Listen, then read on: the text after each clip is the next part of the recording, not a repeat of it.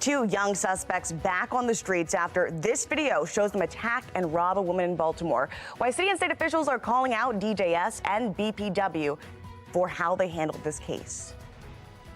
And juvenile crime crisis continues to be a priority for leaders across Maryland.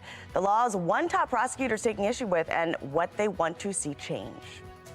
I'm Wyatt Everhart. Temperatures a little milder this morning, upper 30s and low 40s. We'll talk about the forecast for your Sunday afternoon and into the week ahead. Those changes right here on Fox 45 Morning News. Live from WBFF in Baltimore, this is Fox 45 Morning News. Good Sunday morning to you. Looking live over Charleston this morning. Thanks for being with us this November 5th. I'm Taylor Stewart. Let's go ahead and get right over to your forecast. Meteorologist Wyatt Everhart with what's in store for this game day. So give us the good news, Wyatt. It is good news. But first, Taylor, like the sun up already. Just you know what I mean? it. It's like that change of you feel that change, right? Yeah, it's a good crisp morning. Extra hour sleep for a lot of people out there. The reverse of spring. But now when you walk out the door from work this week, it's dark at like 5 p.m. or so. So yeah, there's trade-offs, right, with everything in life. 48 right now, Baltimore City, and there are some 30s on the board in Aberdeen and Easton. Annapolis, state capital there, you're at 42. And relatively, chilly start, but nothing unseasonable for this part of November. Early morning tailgaters, M&T Bank Stadium. You're going to find the chill in the air. So definitely layer up, have the Ravens game day fleece, all that good stuff on. However, overall, I think we'll see a decent amount of sunshine today. We've got some thin cloud cover out there right now, but as we work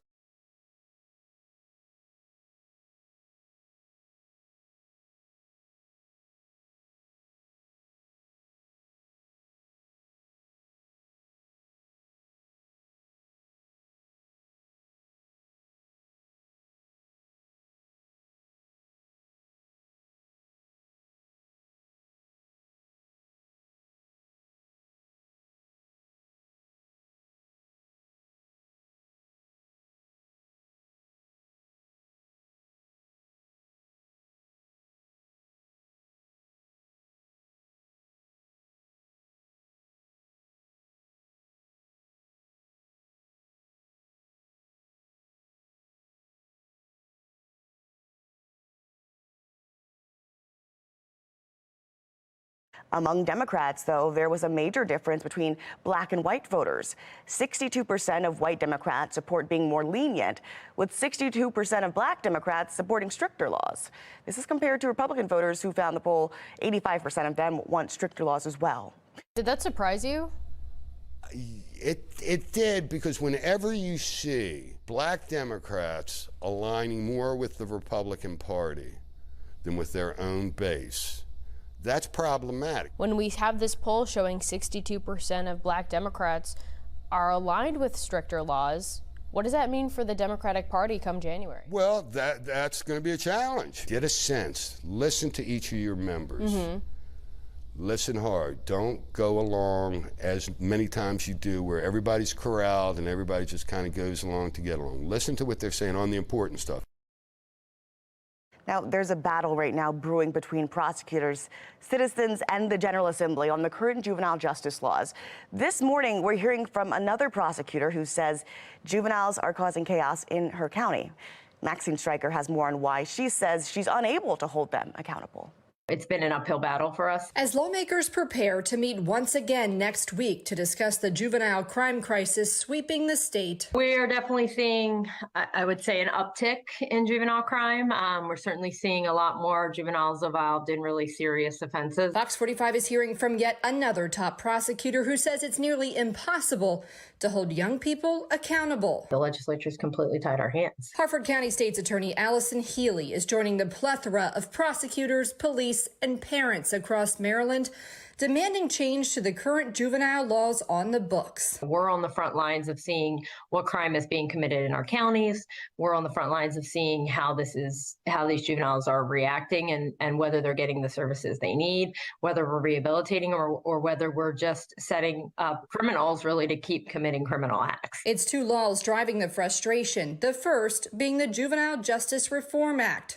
which limits those 13 and under to charges for crimes of violence and says a juvenile under 10 cannot be charged. Some of the problems is that even some of our felony charges, we're seeing an uptick in motor vehicle thefts. Those would not be considered a crime of violence. So anyone from 10 to 12 who gets involved in something like that doesn't come to us. We can't charge them. I mean, essentially, if they are found to have committed the crime, the police just have to drive them home. I mean, that's really all we can do. The other contentious law is the Juvenile Interrogation Act, which requires an attorney be consulted when a child is taken into custody and their parents or guardians notified. Their parents can't say, no, they want to talk to you and do it. They are required to speak to an attorney.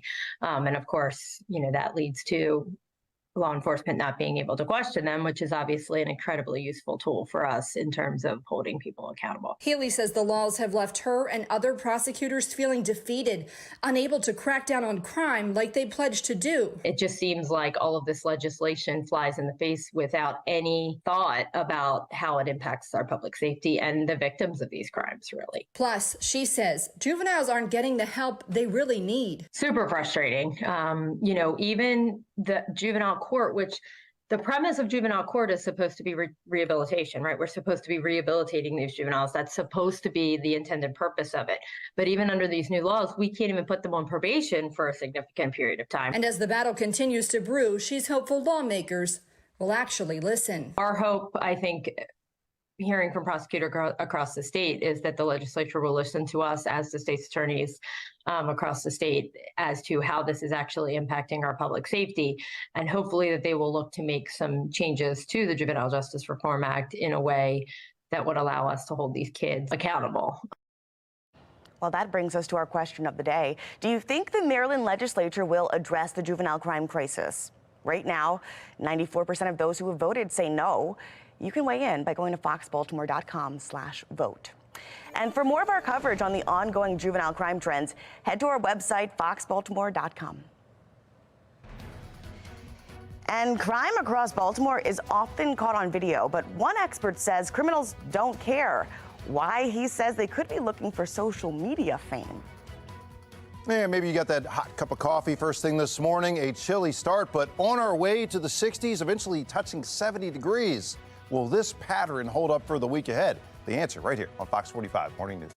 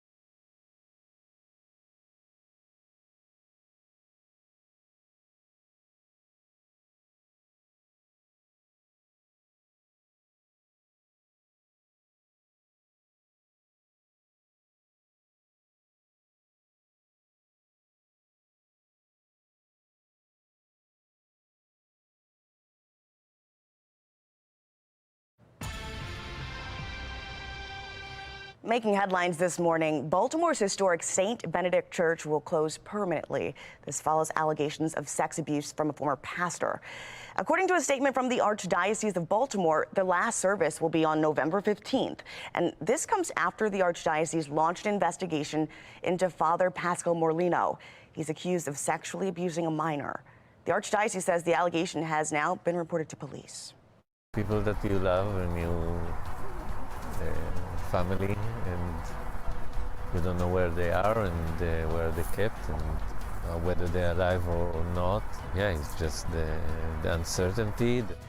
Empty chairs and empty tables for loved ones held hostage overseas. Still ahead, hear from the families and the friends right here in Baltimore praying for their safe return. And a local chapter of the NAACP calling for more options in education given some of the failing Baltimore County schools. Project Baltimore shows us just how many schools are failing in the area.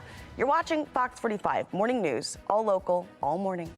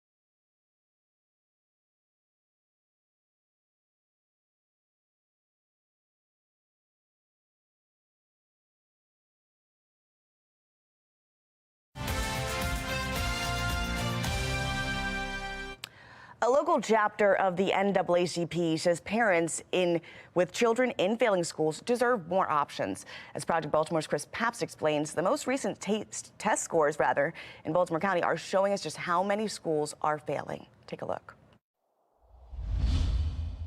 We're in serious trouble. Ryan Coleman, the president of the Randallstown chapter of the NAACP, knows numbers don't lie. When you're talking about the math scores, I mean, these open up all type of careers in a lot of different areas that you're blocked.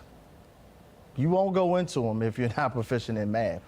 And we're seeing our children, especially children of color, having these issues. Coleman is responding to what Project Baltimore just told him. We analyzed the most recent state test scores released last month, and we found 27 schools in Baltimore County had 5% or fewer of the students test proficient in math. 27 schools. We can't see the exact numbers. Citing student privacy, the state redacts the scores for low-performing schools. But we can see in those 27 schools, more than 15,000 students took the test, and at least 95% were not proficient in math. As we dig deeper into the scores, we can see of those 27 schools, 17 of them are high schools. That is an alarming number, but it makes sense if you look at the math scores for the students going into high school. Last year, more than 10,000 students in Baltimore County took the 7th or 8th grade state math exams, and 5% or fewer scored proficient. Think about that. In all of Baltimore County schools, 5% or fewer of the 7th and 8th graders who took those tests scored proficient in math. For the last 10 years, I mean, it's been failing schools after failing schools. And I just think our membership is tired of it and they just want options now. Coleman said these alarmingly low math scores are reflected in the results of a survey recently released by the Randallstown NAACP. The civil rights organization surveyed 700 of its members about crime, the economy, and education. From the survey, 86% of respondents said a child in a failing school should have access to high-achieving magnet schools. 52% were in favor of using public education dollars for private schools. 51% favored charter schools, and 30% are in favor of vouchers. African American students are not being educated, and they want to keep our students in these failing schools. You said they want to keep our children in failing schools. Who is they? The supporters of public education to a certain degree, you know. It could be the unions, it could be the folks that are well-intentioned, I believe, but what has fomented from that is failing schools for African American children year over and year over and year over. At most of these 27 schools, the majority of students are African American, but the families at these schools now have fewer options to leave. Earlier this year, lawmakers in Annapolis reduced the funding for a popular state program called Boost. Boost offers scholarships similar to vouchers to income-eligible families, allowing them to attend parochial or other non-public schools. Last year, the program statewide had more than 3,200 recipients, mostly minority students from Baltimore County and Baltimore City. Maryland Governor Wes Moore and special interest groups like the teachers' unions have opposed programs like Boost, saying they hurt public schools, which lose money when students leave. We made the largest investment in public education by any governor in our state's history. In his State of the State address, Governor Moore touted how his administration is funding public education at record levels. But according to the results of this NAACP survey, more funding isn't fixing the problems. And African Americans in Baltimore County, according to the NAACP, want educational options for their families. But instead, their elected officials in Annapolis are giving them fewer options. We can't have our children jailed, sequestered in failing schools. The whole purpose of public education was to educate people who could not be educated, who were not rich. That was the whole purpose of public education. And that's not happening right now. I'm Chris Pabst, and this is Project Baltimore. All right, let's go ahead and get over to meteorologist Wyatt Everhart for a look at our Sunday forecast. Yeah. And I mean, look, when we came in this morning, it was not as dark, right? Yeah. Oh, I mean, just such a change early in the morning. Such a change, right? Yeah. You know, you fall back and you get that early morning sunlight. That's the bright spot, all right? When we do this hour shift. And of course, it does take a few days to really adjust. I think a lot of us for our internal clocks, but that's a different story. 40 right now, BWI. Wind is calm. This is, just a nice November Sunday morning. No question about it. Quiet on the weather front overall. We're already up to 40 plus in most spots, 40 in the city now. Towson, you're at 42. Woodlawn, 43. A little cooler here on the east side. 39 Essex, 38 Brooklyn Park. Look, through the day, temperatures, as that sun angle comes up, very dry air, you see temperatures jumping pretty quickly into the 50s and 60s. It ultimately may touch 70 today. Most of the day, we're talking about temperatures in the 60s for highs, but briefly there, we might get to 70. Some cloud cover early on. These are not rain producing. We stayed dry today. That's the good news. And overall, just a partly cloudy sky, giving way to full sunshine, basically, for the Ravens kickoff. So going to M&T Bank Stadium today or wherever your travels take you, get the rooftop tailgate downtown maybe one of the heaters rolling up there. We're talking about sunglasses, right? Just a bright sunny day and more bright weather and dry weather on tap for our Monday. So really just a kind of a repeat here. I think some slightly cooler air will mix in for Monday, but not a game changer, so to speak. Speaking of games, how about the game itself? Upper 60s for the most part today, and we'll look for widespread sunshine. So overall, again, great kind of, I'll call it classic Maryland football weather. Dry weather holding across the area right now. Some cooler air will slide in as we go into Monday. That'll keep us more so down in the 60s, I think.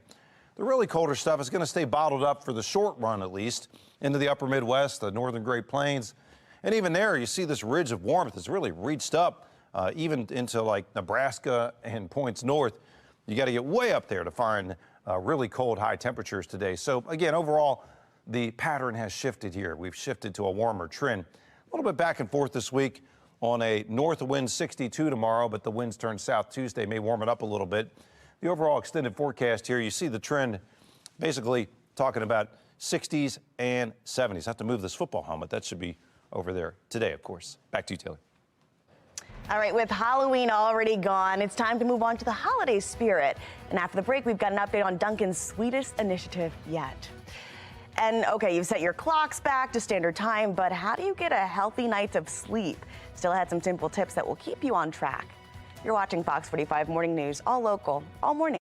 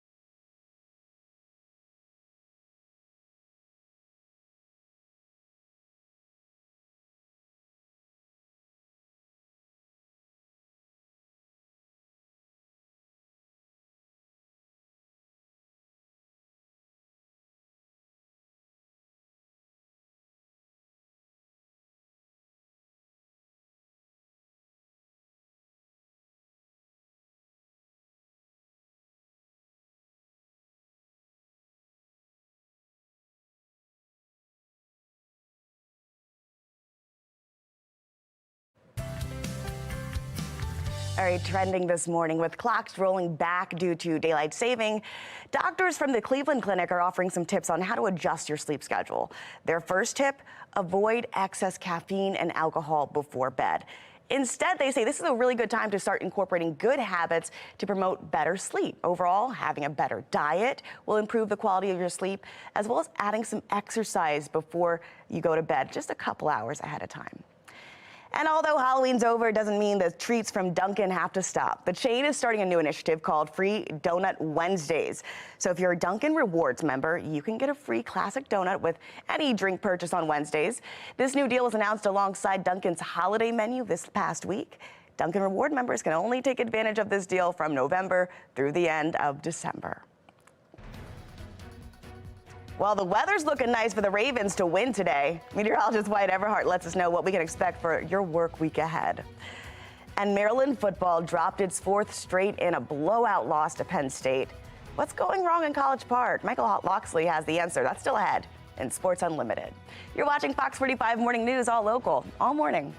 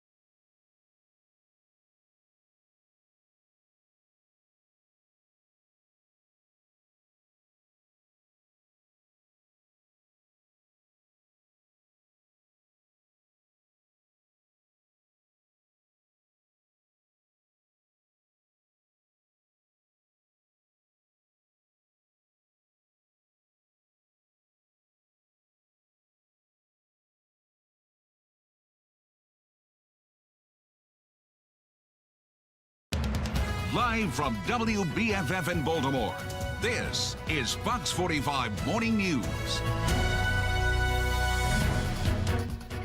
Good morning to you. Just look at that sheen right on the Inner Harbor as the sun's up a little bit earlier today. Thanks for being with us this Sunday, November 5th. Daylight saving. I'm Taylor Stewart. Let's get to your forecast. Meteorologist Wyatt Everhart with the good news in store for us, hopefully, today. Daylight saving, all the way through March. Here we go, right? Here we go. Brighter starts to the day. You can almost see the sky reflected here in the harbor this morning. It's just a wild shot here. I thought it was worth showing one more time at least. Beautiful.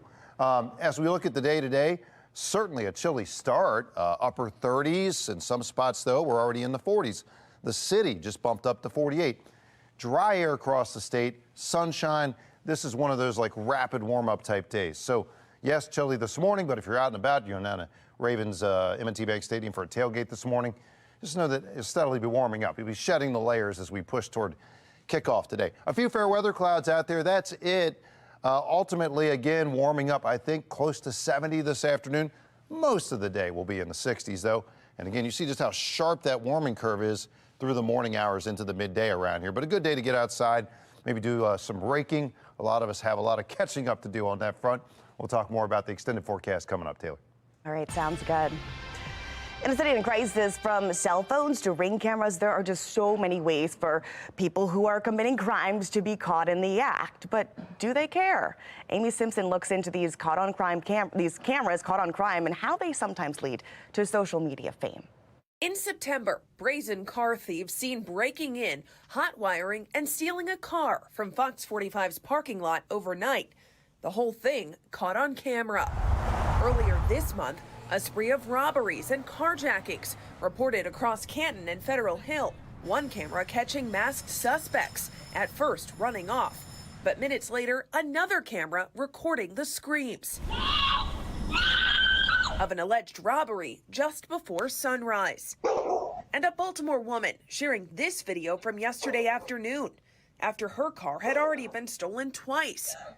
She says suspected thieves came back in broad daylight, checking out her Hyundai yet again. But do the criminals care if they're caught in the act? Not only do they not care in most instances, but a lot of times they welcome it. You know, we see video after video where criminals actually record themselves committing crimes. Sergeant Betsy Smith, a spokesperson for the National Police Association. People will very often do anything to get notoriety, to get those hits on TikToks and on TikTok and those likes on Instagram. Says she's seen the phenomenon firsthand. I was involved as a police officer in a reality TV show, and I was so stunned to see how people acted when the cameras were on. I thought they would try to hide their faces. They actually acted crazier and more emboldened. And this was a decade and a half ago. Nowadays, pointing to kids and teens as the culprits. I lived in fear of my parents knowing that I did something wrong. That fear is gone. Especially among younger people. But for things to change, this law enforcement expert says parents, teachers, and community members must step up. And we've got to condemn it openly. Also calling on the criminal justice system to hold offenders accountable. And the government, prosecutors, judges, need to punish criminal behavior, especially when it's blatantly committed on camera. Amy Simpson, Fox 45 News. City Council member Eric Costello expressing his frustration about Baltimore's crime in a letter to the mayor's office. The letter describes the crime in his district, and he points out that one man was on a scooter. He was mugged on a well-lit street in front of several surveillance cameras, and police allegedly did not respond for several hours even after this 911 call. In the letter, Costello says, quote, the perpetrators have little fear given the brazen nature of this crime. I have spent every waking moment over the last 5 days fielding phone calls, text messages, and emails from residents who don't feel safe.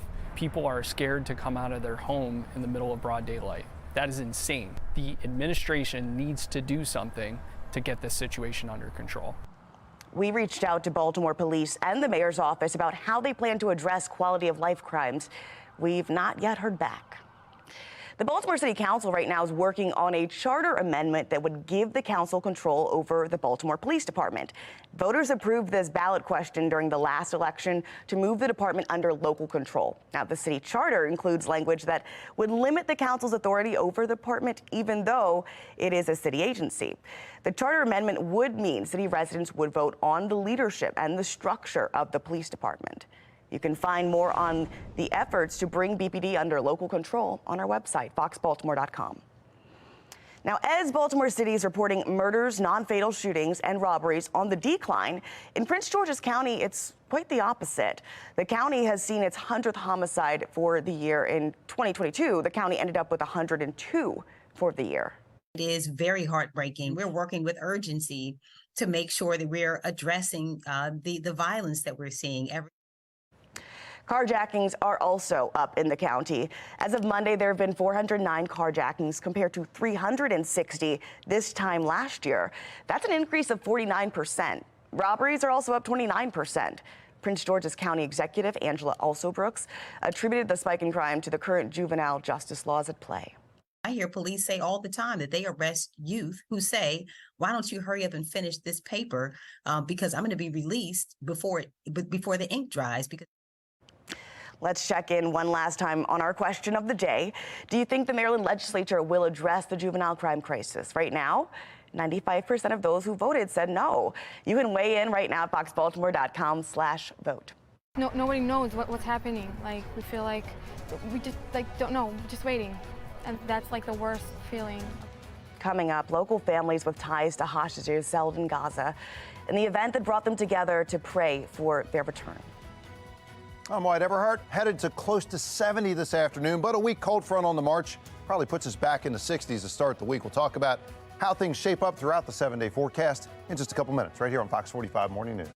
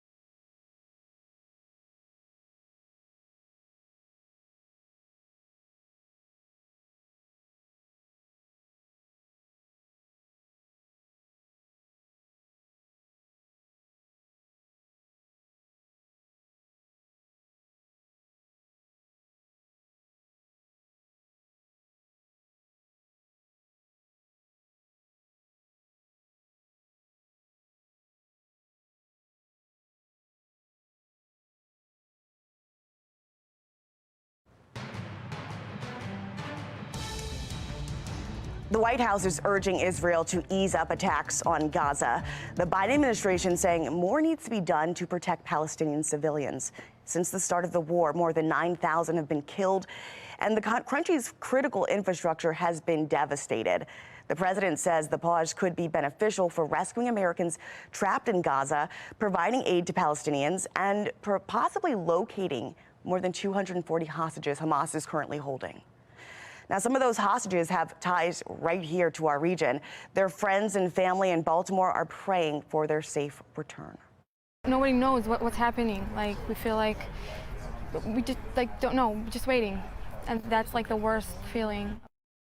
Our Keith Daniels spoke to some of the people who are just waiting on edge, just hoping their loved ones get home safe. He has that story. The beauty of Jewish Baltimore and the mosaic of synagogues that we have. On the lawn of the Har Sinai Oheb Shalom Synagogue on Park Heights Avenue, the tables are set, flowers and more in place for Shabbat dinner. They'll enter in Shabbat this evening to welcome in Jewish ritual and prayer. High chairs for the adults, booster seats for the babies and young children.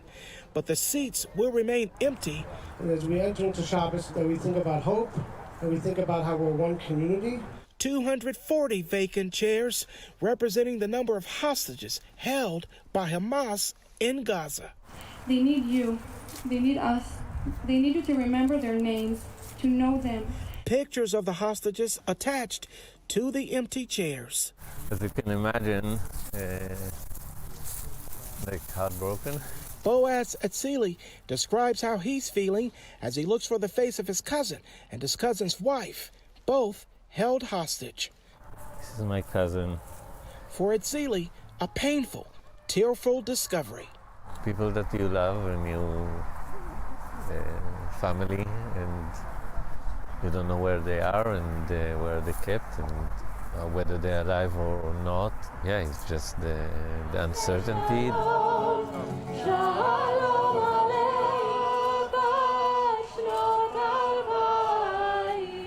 Members of the Baltimore area Jewish community coming together to call for the release of the hostages, praying for their safety and welcoming Shabbat in their absence. You cannot describe it, what happened to them, what's happened to the people that were killed. Little babies, they shot them. That they may return the captives in wholeness of body and spirit. Joanna Rubin, an Israeli now living in Frederick County, says she had to make the drive to be here.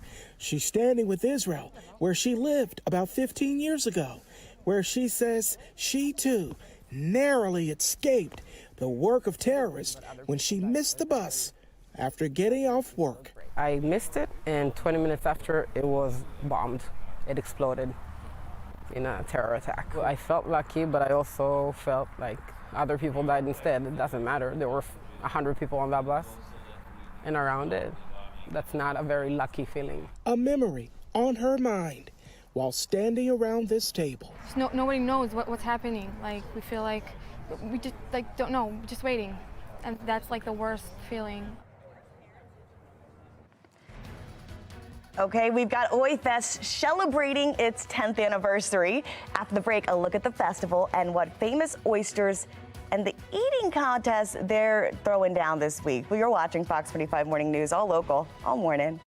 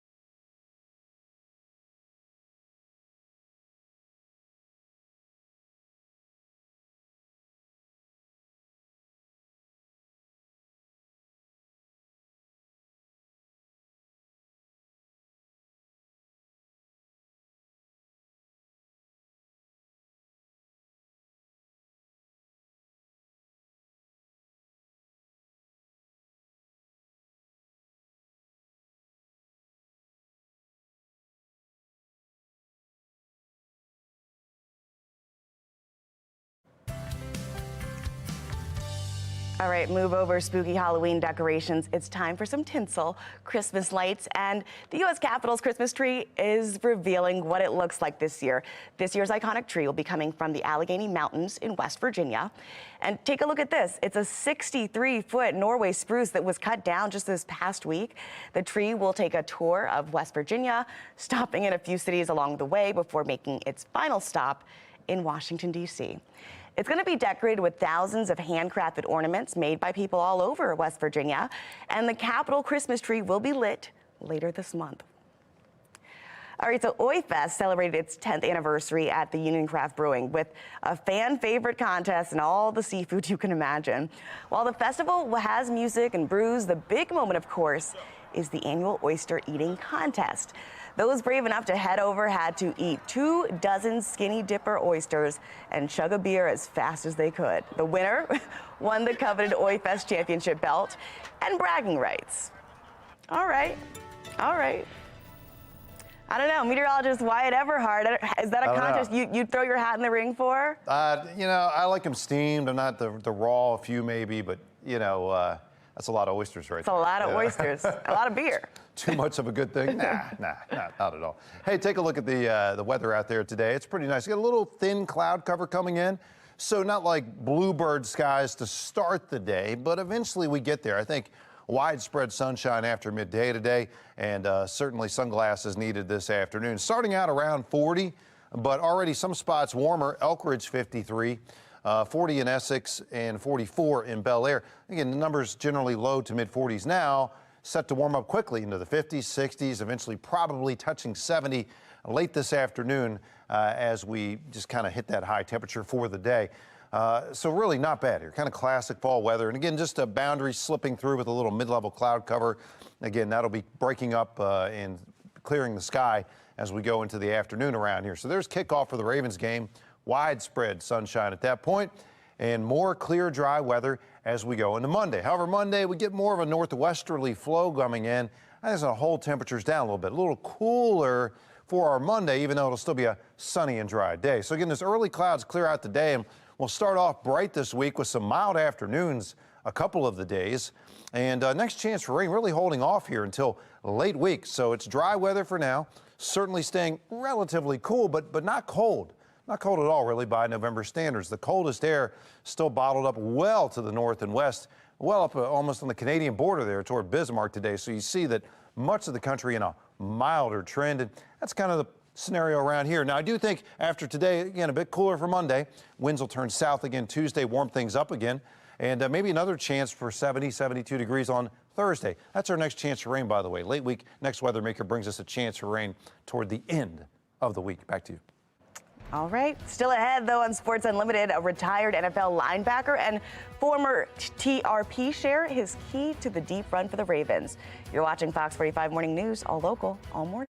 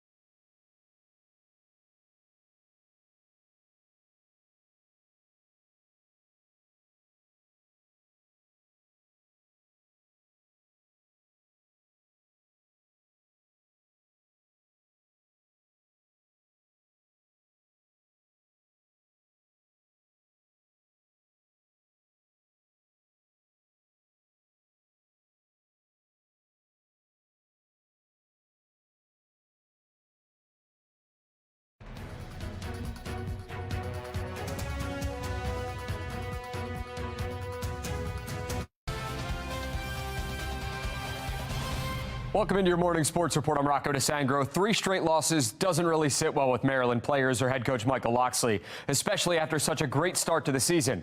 To snap that skid, the Terps would have to do something they haven't been able to accomplish in 16 years. That's beat a top 15 team. Maryland hosting number 11 Penn State. Nittany Lions up 7-0, looking to put more points on the board. Some trickery as Drew Aller connects with Theo Johnson for the 2-yard touchdown. Penn State jumps out to a 14-0 lead. Maryland would answer right back on 1st and goal from the 7. Talia Tungavailoa to Roman Hemby. And that gets the Terps on the board. But aside from that, the offense struggled, especially the run game. Negative 49 yards rushing on the day. That's not going to cut it. Penn State's offense, however, was rolling. Ensuing possession, Aller to Tyler Warren for the 8-yard score. Nittany Lions led 21-7 at the half. And it didn't get any better for the Terps. Outscored by Penn State 30-8 in the second half. Nittany Lions dominate Maryland in the 51-15 win. The Terps have now lost 4 games. Here's Coach Locksley on what's going wrong in College Park. I don't see anybody in that locker room quitting. We're obviously facing adversity as a program, and the only way to get out of it is to work. And, our guys have continued to give us the work doing Monday through Friday, but we just have not played well or executed on Saturday. And I've got to get and find a way to get us to play next Saturday. So we'll get this flushed. We'll get back to work on Monday, and we'll start preparing to find a way to go to Nebraska and get a road win. Navy on the road in the city of brotherly love, taking on a score, 17-0 Owls. Eli Heidenreich had 2 straight games with a touchdown entering the day. Xavier Arline finds him, and Heidenreich says, you know what, I'll have another. To the 4th we go. Navy down 9. Arline takes it himself, pushes in from 2 yards out. Navy cuts it to 2, but Temple would pull away in the 4th as the Mids fall to the Owls, 32-18. Towson coming off a blowout loss to Delaware. Pete Shinnick not pleased with that performance. I think the Tigers head coach might be a little bit happier after this one. Devin Matthews, first score of the game, 7-0 Tigers. His day far from over. Tigers back on the goal line here. Thanksgiving, 3 weeks away rather. Matthews getting his second helping early, second touchdown for the senior running back. He had 3 on the day. Chris Watkins is like, guys, don't forget about me. Watkins on the give. Watkins to the crib. Tigers lead 21-7. Third quarter, they decide to go to the air. Nathan Kent to Zay Perkins. Tigers go on to win this one, 42-32.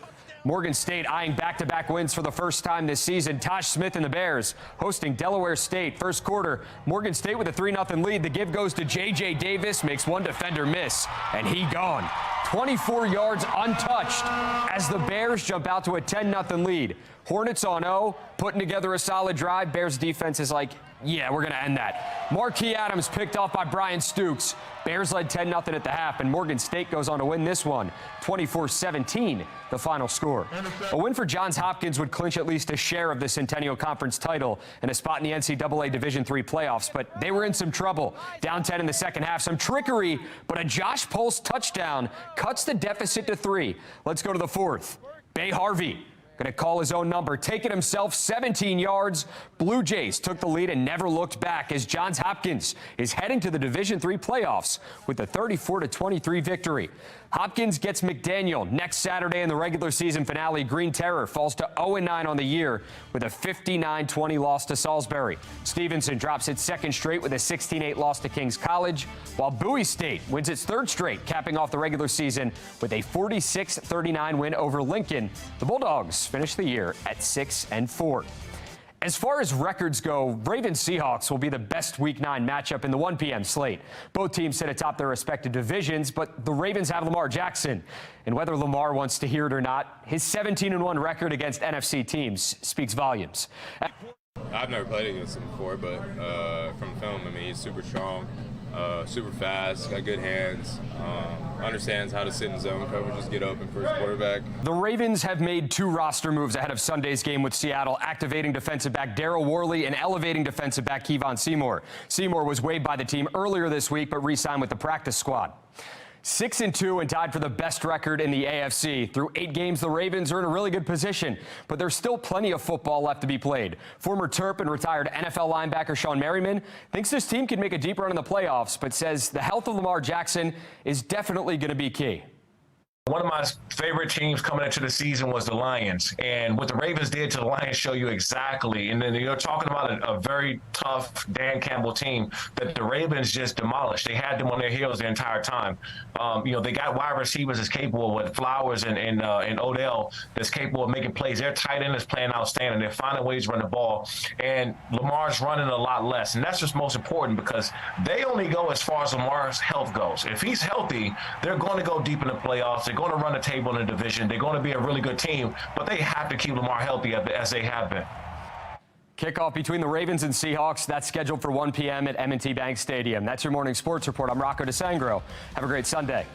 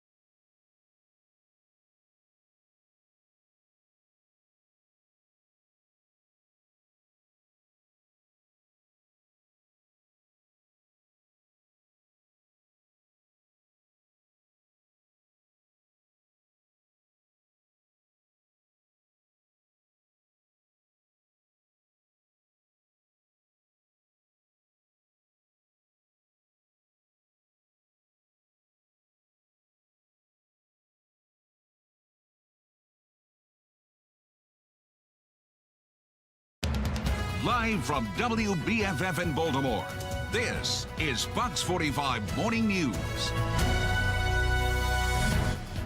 Good Sunday morning to you. Looking live over Towson right now, and if you haven't noticed, the sun was up a little bit earlier than it was yesterday. Thanks for being with us this Sunday, November 5th. I'm Taylor Stewart. Let's get with meteorologist Wyatt Everhart for a look at our forecast. Yeah, Taylor, and I mean, it's a crisp start out there, right? But nothing unusual for November anyway. Lots of sunshine breaking through some thin cloud cover. And so the numbers already warming up pretty rapidly in spots. I mean, Westminster 54, 55 now, Baltimore City. And these numbers, which again, depending on when the last temperature capture occurred and what we're seeing reported here, quickly moving out of the 30s into the 40s and 50s. And then eventually today, 60s and yes, even 70 degrees as we get just some thin cloud cover breaking up and more sunshine as we go through the course of the day. So yeah, ending up close to 70. Down through Virginia, they'll be in the mid 70s today. You can see that rapid warming curve through the morning hours. Much of the day will be in the 60s, and we will talk about how temperatures kind of bounce around a little bit this week. That 7-day forecast is coming up. This morning in a city in crisis, the FBI investigation continues after raiding the Bel Air Edison Safe Streets location just last week.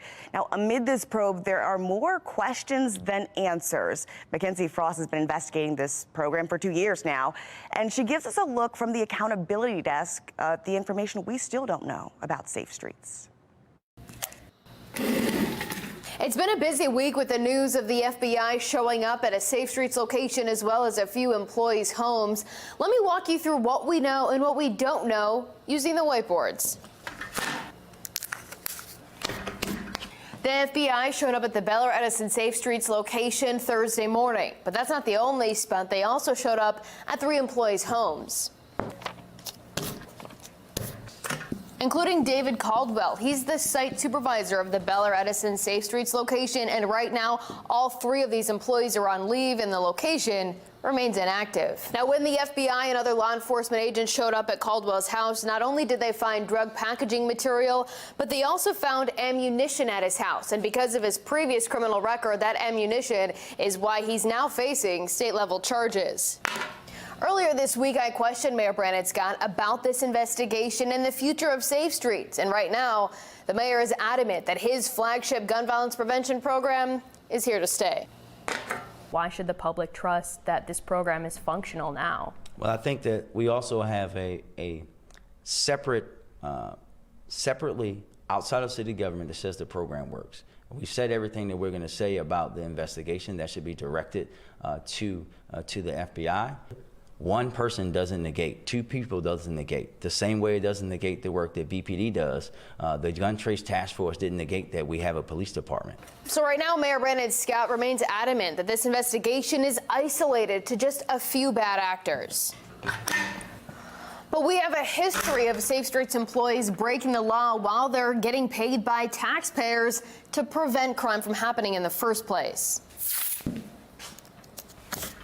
This is Ronald Alexander, and you can see in this photo he's wearing a Safe Streets t-shirt carrying what prosecutors say was a bag of drugs. And according to the court documents, Alexander used his position as a Safe Streets employee to try and get out of a traffic stop with Baltimore police. He pleaded guilty to federal drug distribution charges in 2021. And then there's Vernon Harper. He too pled guilty to federal drug distribution charges, and again, all while working for Safe Streets.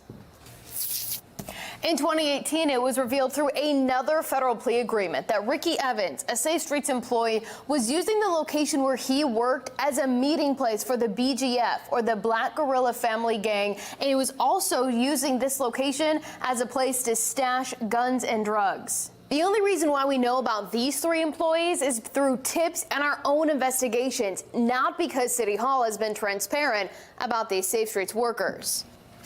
And that really gets to the heart of why we've been demanding answers from Mayor Brandon Scott and his administration. And we've been asking several questions of both of these agencies. Who are the employees? What oversight measures are in place to ensure the employees don't continue to commit crimes? How do the nonprofits spend the money given to them by City Hall? If we had the names of the Safe Streets employees, the public would have a better idea of what's going on. And through our own investigating, we found how one nonprofit, at least, is spending some of the money. We know hundreds of dollars have been spent on shoes so Safe Streets employees can do giveaways for the community. And one location actually spent $4,500 of federal COVID money to send some Safe Streets employees to Los Angeles for training. And that brings us to our latest push for an audit.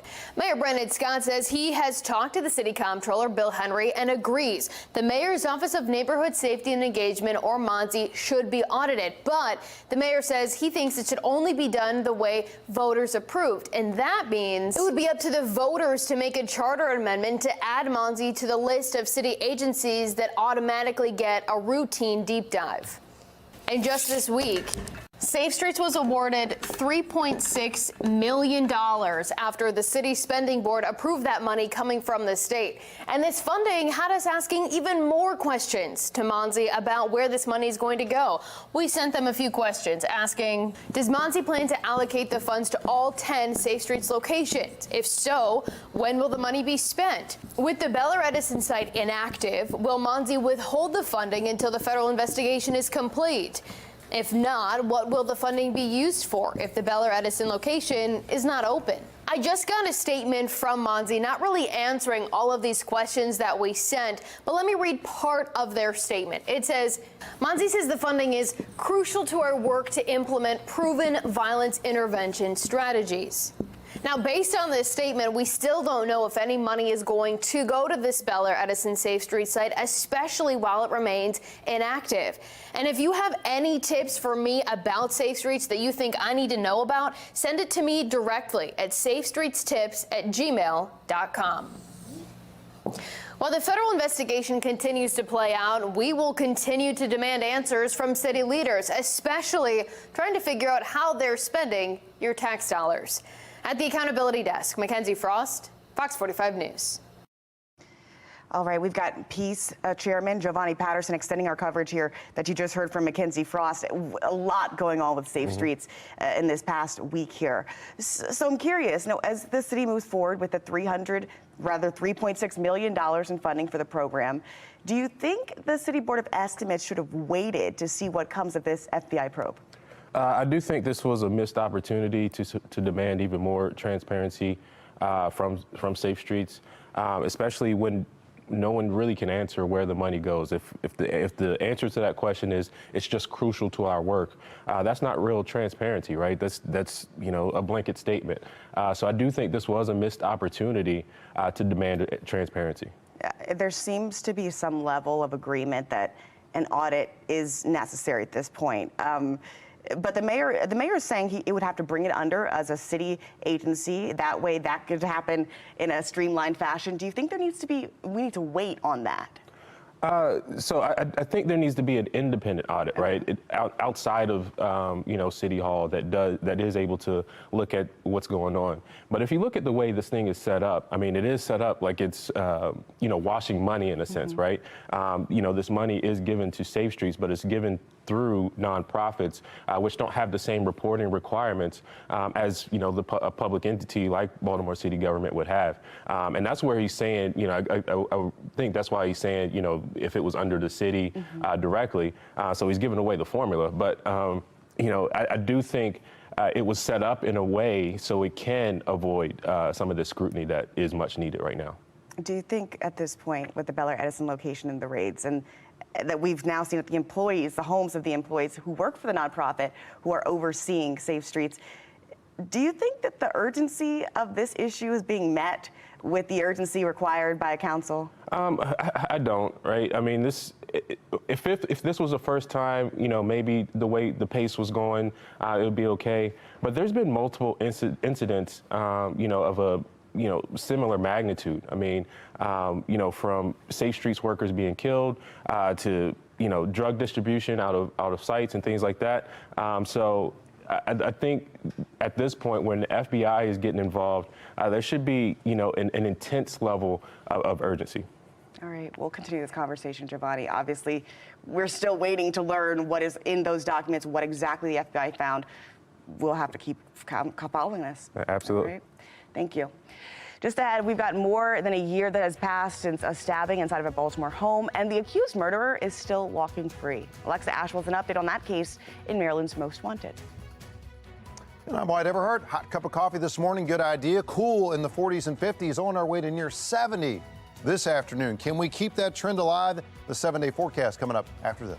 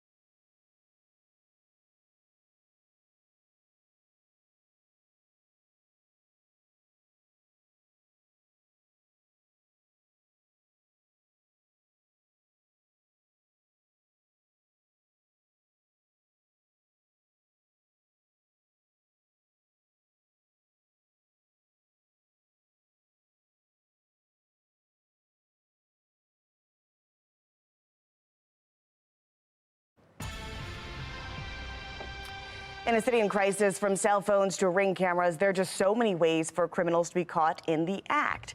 But do they seem to care? Well, Amy Simpson is looking at the trend related to social media fame. Take a look.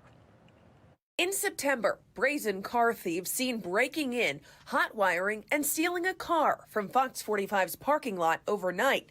The whole thing caught on camera. Earlier this month, a spree of robberies and carjackings reported across Canton and Federal Hill. One camera catching masked suspects, at first running off. But minutes later, another camera recording the screams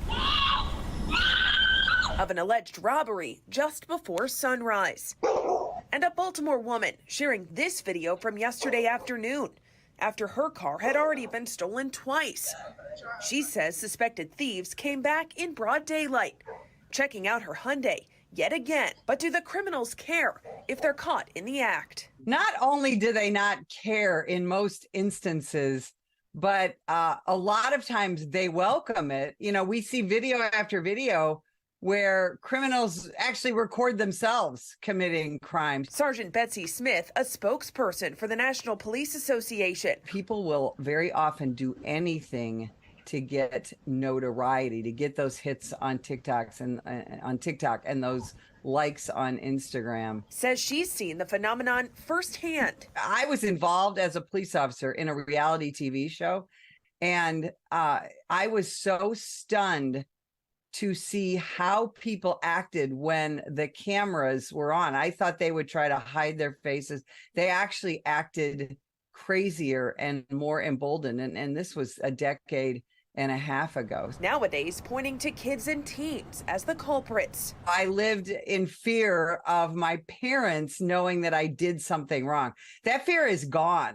Especially among younger people. But for things to change, this law enforcement expert says parents, teachers, and community members must step up. And we've got to condemn it openly. Also calling on the criminal justice system to hold offenders accountable. And the government, prosecutors, judges, need to punish criminal behavior, especially when it's blatantly committed on camera. Amy Simpson, Fox 45 News.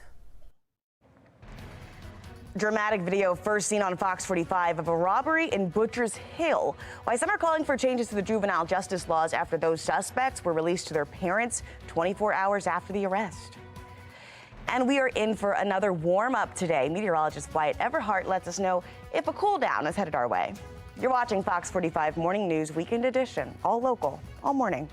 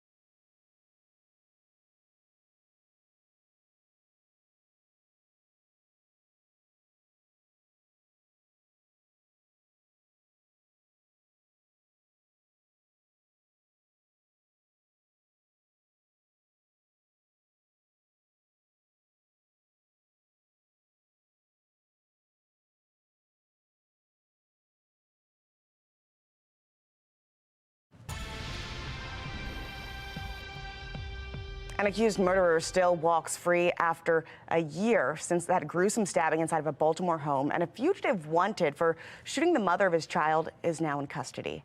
Here's Alexa Ashwell with Maryland's Most Wanted. For the past year, investigators have been searching for this man, Melvin Moore. Investigators say in a fit of rage, he stabbed a man nearly a half dozen times, then left him for dead. The U.S. Marshal Service now needs your help tracking him down.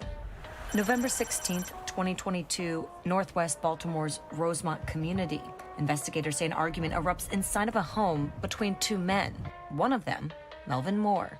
There was a verbal argument in a residence. There were other people that were present. What the argument was about, unclear, but investigators say it quickly escalated when Moore pulls out a knife and lunges at the victim. Pulled out a knife and stabbed that individual multiple times in the chest. Moore, investigators say, flees as other people inside of the home call 911. 911, what's the address of the emergency? He was rushed to shock trauma. But it was too late.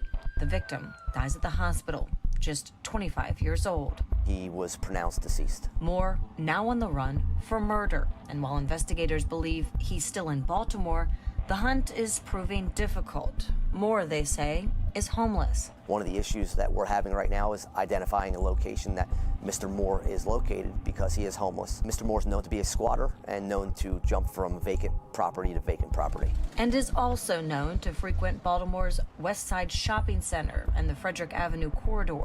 Investigators stressing Moore's criminal history and unpredictable behavior makes him a danger to all, with crimes dating back nearly 20 years.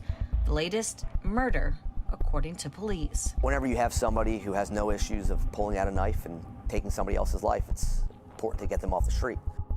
Investigators stress thousands of dollars on the table for information leading to the whereabouts of Moore. So take a good look. Investigators say he may have cut his hair. We have examples of both here.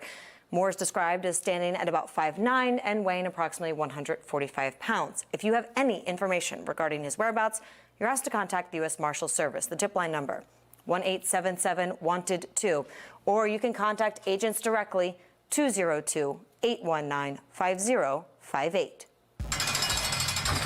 Update.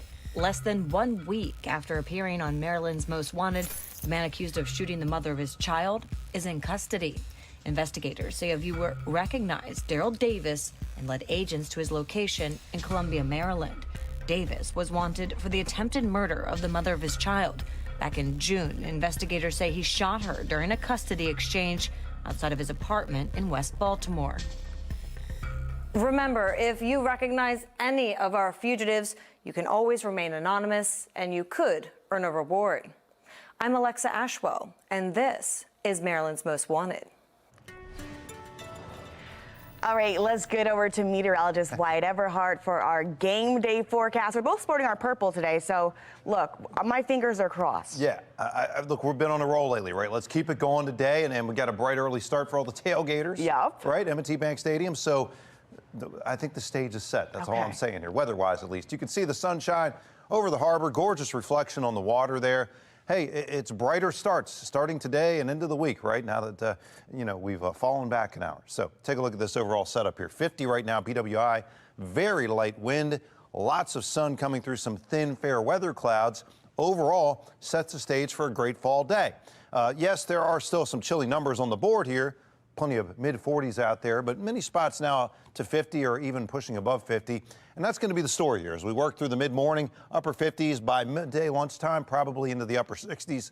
And then right around 70, I think, for a daytime high today. We do have some fair weather clouds rolling in out of the west, a little weak boundary here. These are not going to last. These clouds will be dispersing, breaking up as we go into the afternoon. And so I think the sunglasses even more needed after midday today. So if you're going to the game, you're going to be out and about, maybe on the rooftop deck for the big game, a friend's house, something like that, excuse me, you will notice that it is going to be bright and sunny through the late day and milder. And by the way, on Monday, just as sunny, in fact, even sunnier start. However, a little cooler air on a northerly flow Monday. I think that means we'll probably be not as warm to kick off the week. But today, upper 60s running above average. Really, temperatures don't move much through the game. Plenty of sunshine on tap from kickoff through the end of the game. Really great classic football weather. And the overall trend for the week ahead, again, is fairly mild afternoons several different times and really a dry outlook. The rain chance is holding off here until the end of the week. Dry weather pattern, cool, yes, but not unseasonably so. If anything, a little milder than average. And the coldest air remaining bottled up in central Canada. Look at this warm weather ridge. Phoenix 91 today, widespread 60s and 70s across the country, including 70 here in Baltimore for an afternoon high temperature. Let's look at the outlook here.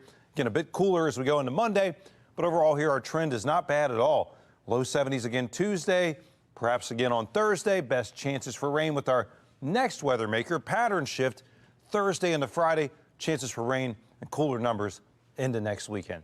Back to you. All right, sounds good. From Halloween to deck the halls, we're going to show you how the Capitol's getting ready for Christmas. You're watching Fox 45 Morning News Weekend Edition, all local, all morning.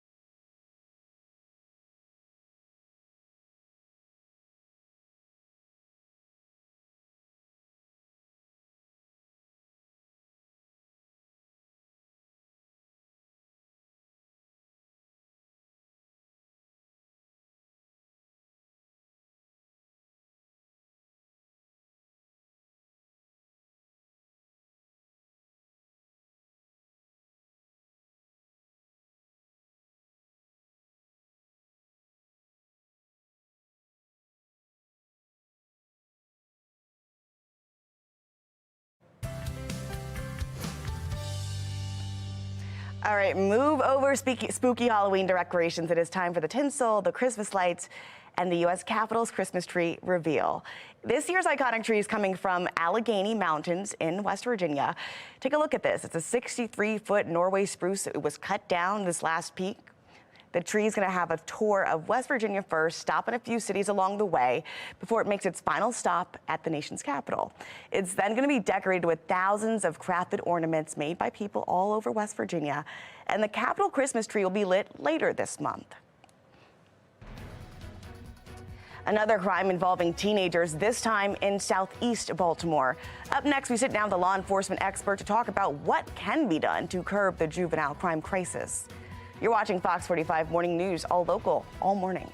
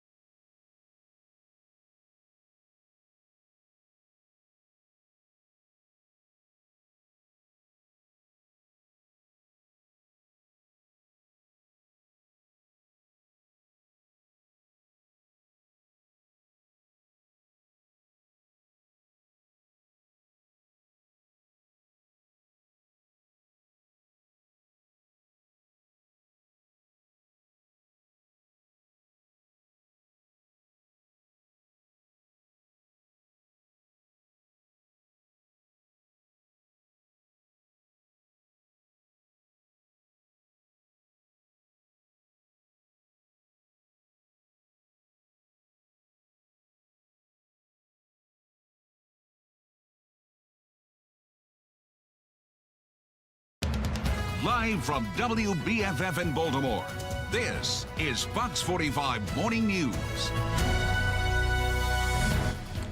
Good morning to you. Thanks for being with us this Sunday. And it's 8:28. Yes, it's not 9 o'clock. The clocks have been set back. I'm Taylor Stewart, still getting it together for that. Meteorologist Wyatt Everhart here with a look at our very, very nice shot here. There's like an adjustment period, right? It is. At least if this first morning, you know, where we have the sunshine early, it's beautiful, it's bright.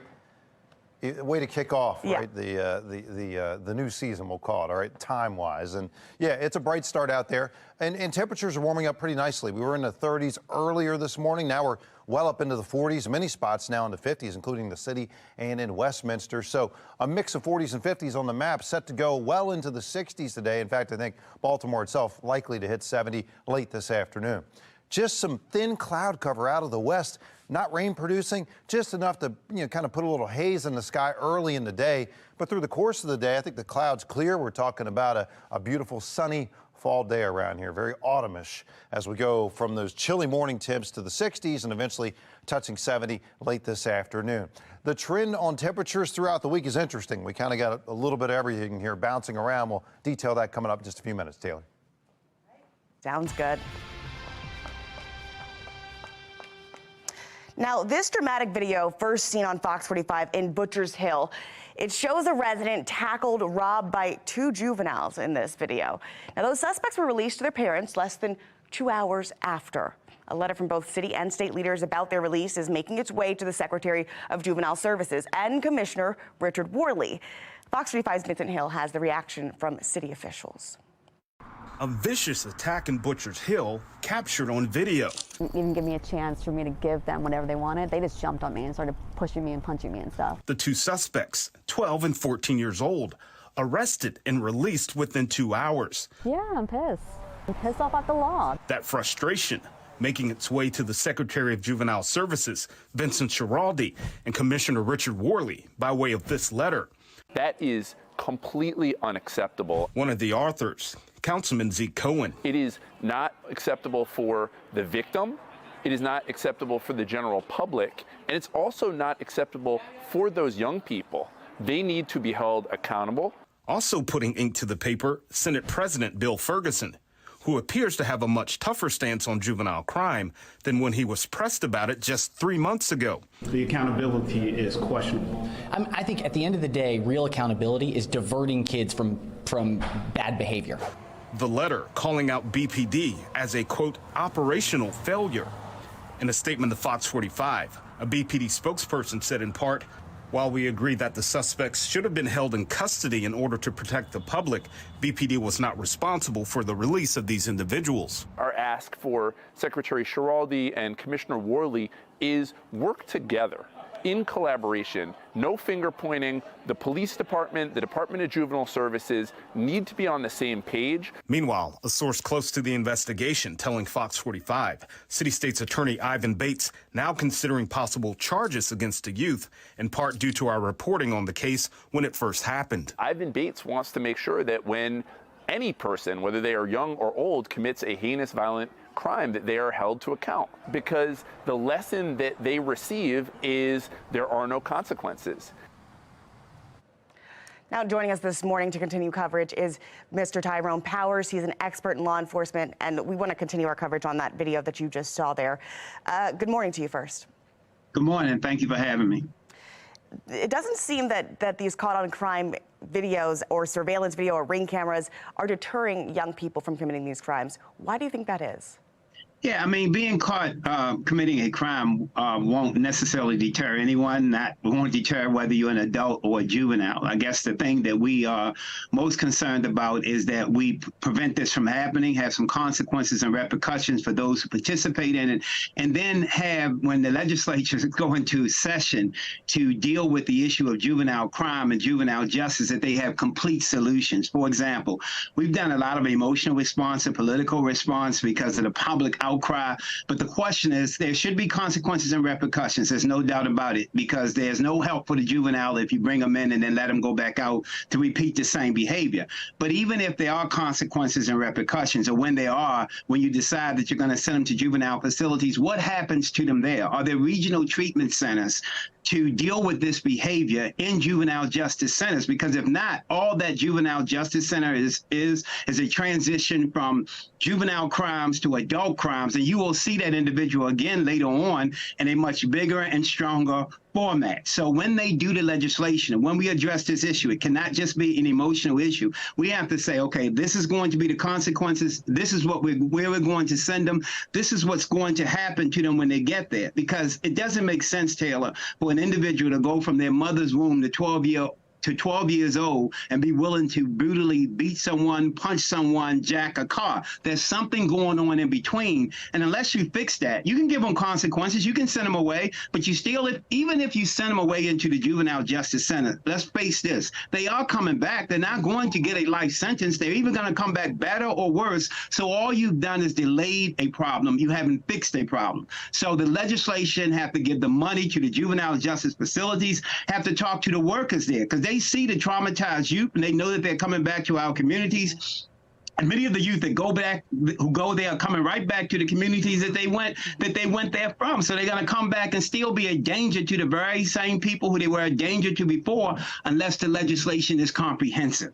There's some psychological and behavioral issues going on that will not be simply addressed by taking them off the street for 2 and 3 years. All you're doing is delaying other crimes. There is a hearing set for this upcoming week where lawmakers, prosecutors are all going to talk about what needs to be done. No laws will be changed in this hearing. It's not a special session. What do you think some of the conversations will be in terms of the roadblocks in holding young people accountable? Yeah, that is my concern about this particular hearing. I think it'll be more pontification and rhetoric about we've got to give them consequences and repercussion. What I would hope would come out of that is what concretely you want done. Give me a step-to-step plan. If these are the consequences, if you want more legislation that would take juveniles off the street when they commit these brutal crimes, where are you going to take them to? Where are you going to put them? And what are you going to do with them when you get there? Are there going to be regional treatment centers to deal with this traumatic behavior or this behavior, which we all agree is abnormal, in those centers so they come back better people? Are you going to better educate them there?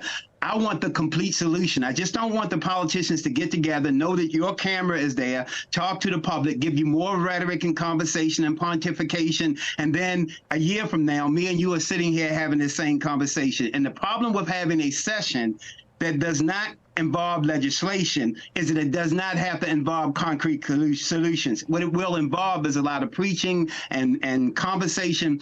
I want legislators, the Baltimore City Police Department, the Juvenile Justice Center, the state legislators to draw up a plan, put it on a bulletin board at this thing and say, this is what's going to happen at every step of the way to not only protect the community, but to protect those juveniles who obviously are dealing with some mental health issues to leave their mother womb and 12 years later be willing to beat somebody up, punch someone up, or jack their car and thinking that there's no other options for their life. That's what it should look like. We'll see what it looks like when you put your camera in front of them and they'll become preachers and write letters. The letters you get to legislators and we don't have to necessarily publish them. We want something done. We don't need to no longer hear about the rhetoric. People are being victimized. Young people are not getting the help they need even when they are put away. And so they're coming back worse.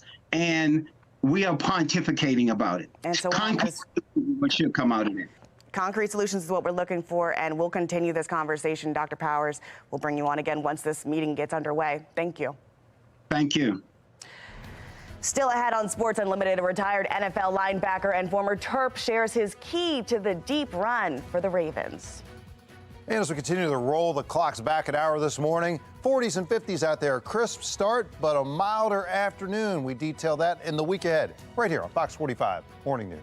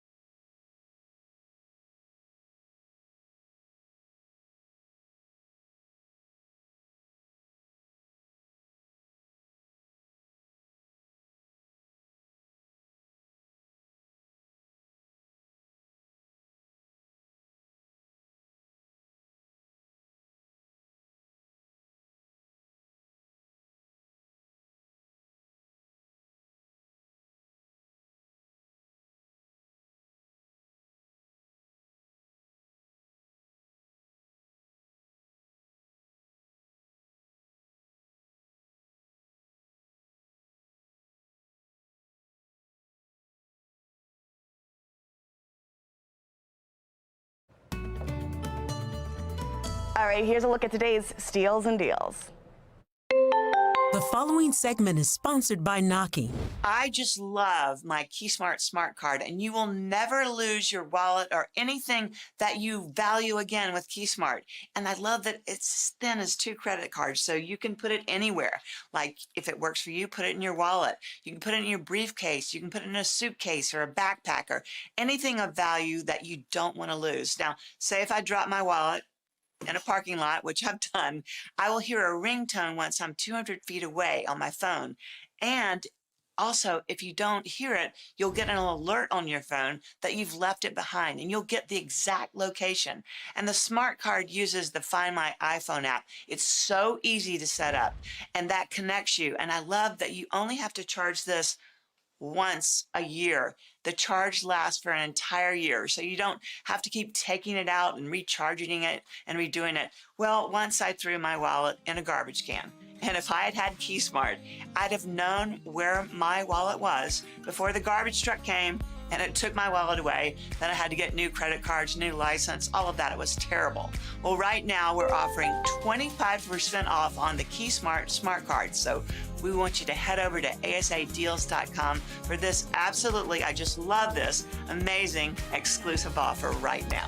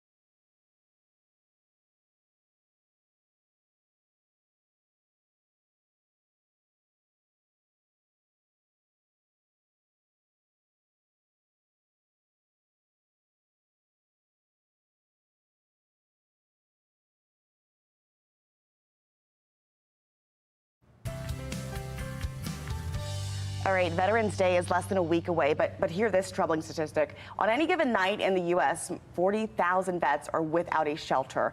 This morning, we have our friends from the Maryland Center for Veterans Education and Training to highlight some of their upcoming programs and the upcoming run. Good morning to you guys. Good morning. All right, we've got Daniel Sutherland. You are the Communications Director, and Ivan Gross, you're a graduate through the program. Yes. All right. And Chief Engineer. And Chief Engineer. Put some respect on it. I love that. so let's talk about this upcoming run and how folks can get involved. Tell me about it. So we are doing a virtual run this year, a 1K, a 5K, and a 10K that people can sign up for.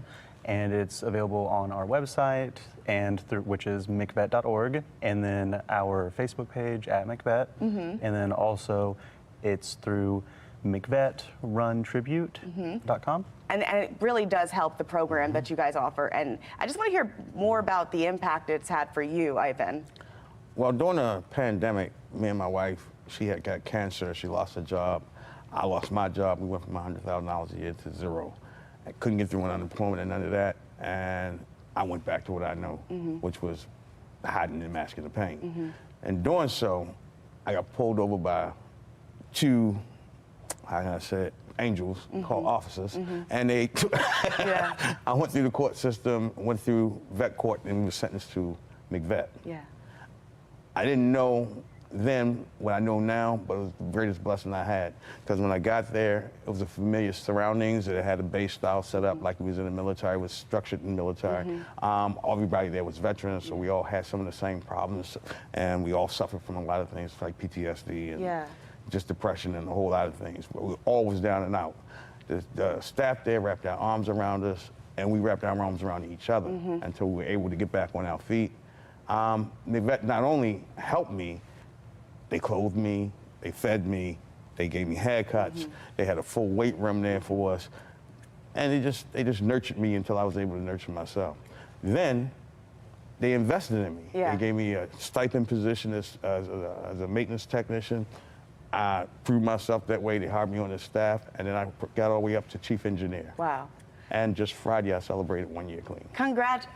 Congratulations. Well, what I love about this is the run is an opportunity for folks to really get involved and make sure they're investing in you guys so these kind of stories don't become anomalies, right? Absolutely. So we'll link all the information for this upcoming run on our website. And I appreciate you guys for being with us and sharing the story. Thank you very much. Thank you so much for having us. Thank you. All right, let's get over. I got some good chills. Let's get on over to meteorologist Wyatt Everhart. Hey, salute our vets out there. No question about that. And, you know, fantastic to have them here today. Fantastic to have a bright, sunny start for all of us today. How's that?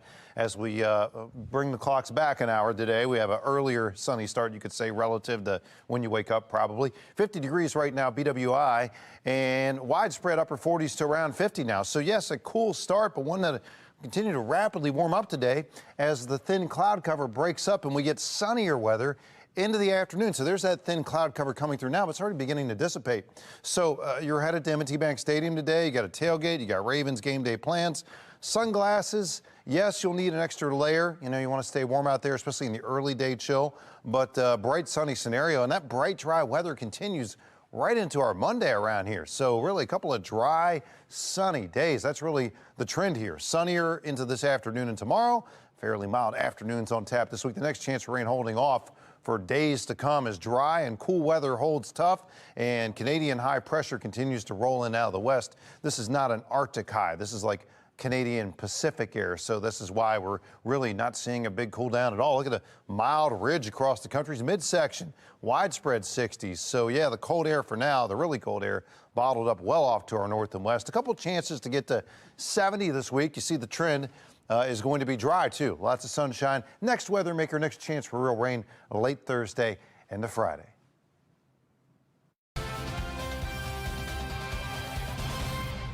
Welcome into your morning sports report. I'm Rocco DeSangro. 3 straight losses doesn't really sit well with Maryland players or head coach Michael Locksley, especially after such a great start to the season. To snap that skid, the Terps would have to do something they haven't been able to accomplish in 16 years.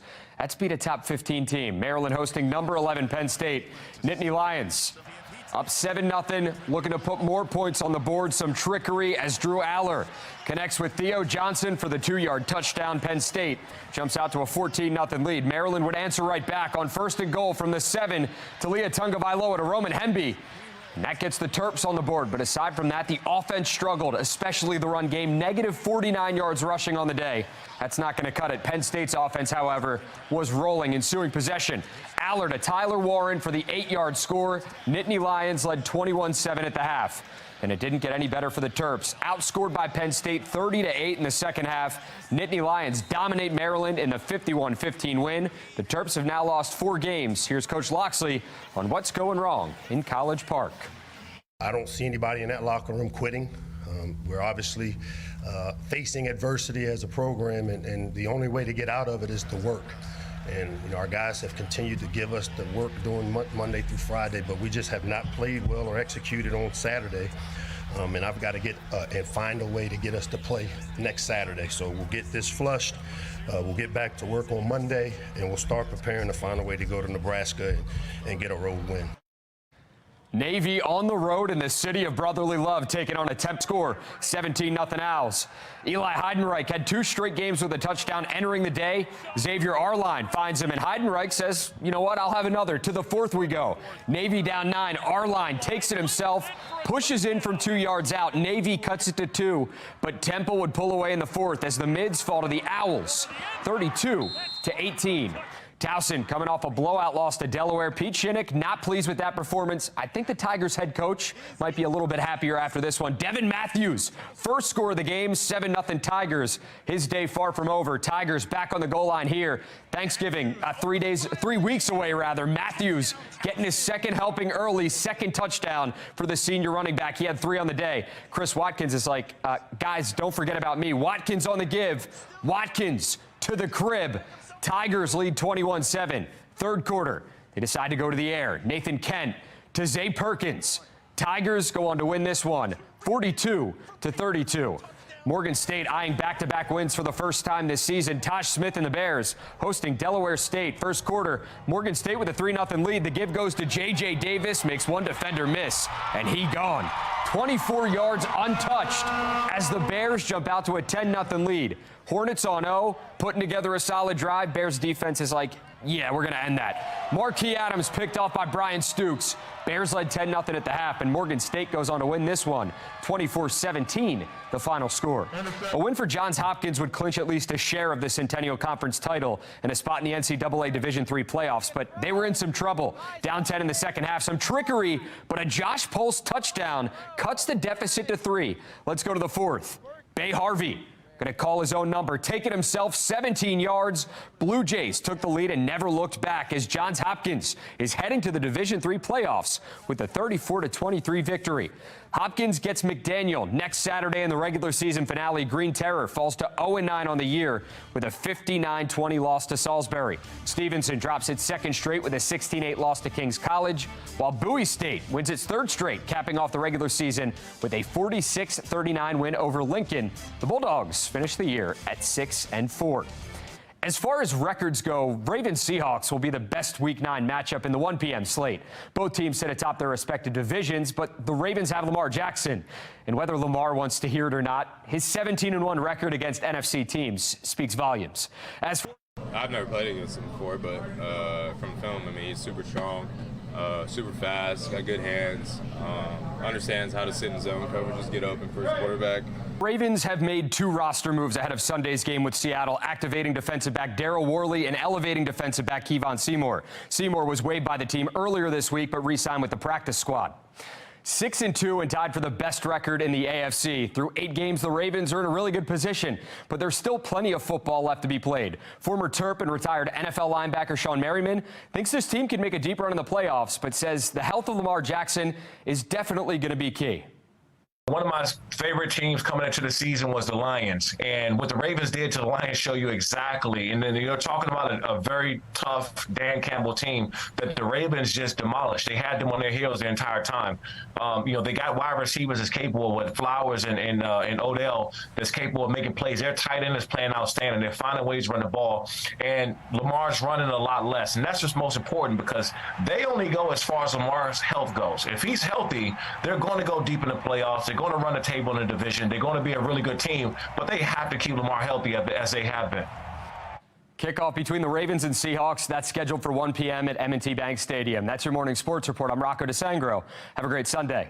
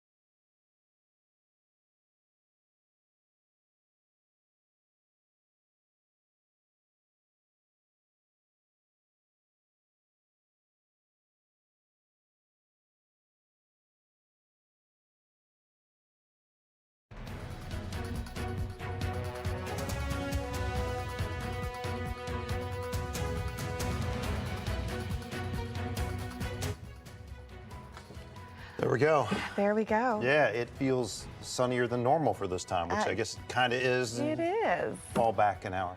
I wish we could have it both ways, don't you? The I sun do. early and also late day. But we got to make the trade-off, Wyatt. It's all trade-offs in life, isn't it, Taylor? Yeah. Hey, look at this. No trade-offs for the game today.